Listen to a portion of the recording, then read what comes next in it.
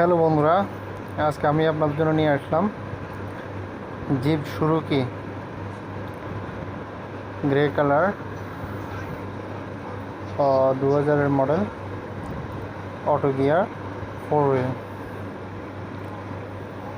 অনেক সুন্দর একটা কালার, দেখুন একদম নতুন কোয়ালিটি, এখনও কোনো সমস্যা নেই, সব কিছু বরাবর। দেখুন ভিতরে কেমন, সিটগুলো দেখুন কত ভালো। দেখুন 4 ওয়ে অটো গিয়ার, পিছনে সিট দেখুন।